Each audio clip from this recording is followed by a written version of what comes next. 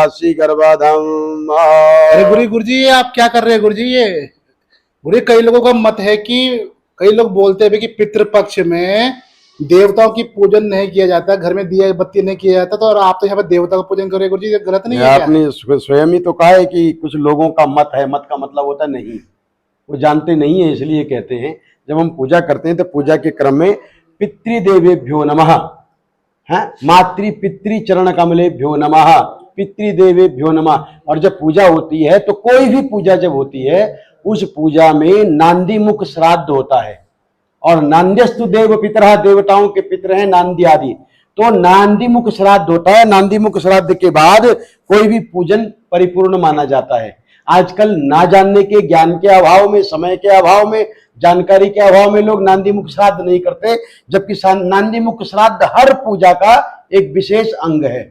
और जब देवताओं की पूजा होती है, पितरों की पूजा होती है, और जब पितरों की पूजा होती है तो पितृ देवताओं की पूजा होती है। पितृ देवतुल्य होते हैं, बल्कि देवताओं से भी ऊपर होते हैं।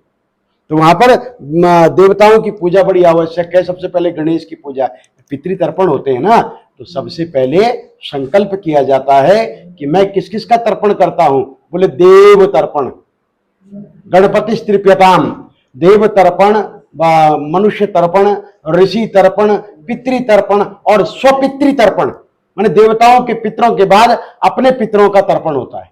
तो देवताओं की पूजा अवश्य करनी चाहिए। और जब तर्पण पूजन समाप्त हो जाता है, श्राद्ध क्रिया, तो उसके बाद एक बड़ा सुंदर निवेदन है कि जो मैंने किया तत्सत पितृरूपी जनार्दन देवता प्रियंताम नममा। ये जो कुछ मैंने पूजा की है ना, ये पितृरूपी जनार्दन को समर्पित हो, इसलिए देवताओं की पूजा आवश्यक है।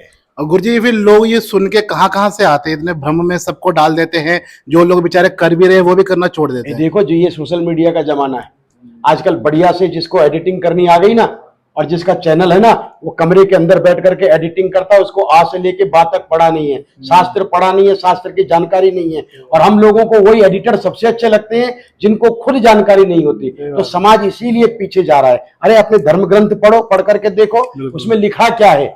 उसमें लिखा है तत्सत पितृरूपी जनार्दन देवता प्रियंताम नमः। मैंने ये जो कुछ किया है वो सब मैं पितृरूपी जनार्दन को जो है अर्पण करता हूं। तब पूजन स्वीकार होता है, पितृ पूजन। उसके अतिरिक्त पूजन में जो पितृ पूजन है, तर्पण के बाद भीष्म, अंत में भीष्म तर्पण होता है। सबसे पहले गणेश तर्पण होता है, फिर भीष्म तर्पण होता है, और अंत में सूर्य को अर्घ्य होता है। सूर्य को अर्घ्य देते वक्त कहते हैं कि ये सूर्य नारायण अपनी रश्मियों से इसे स्वीकार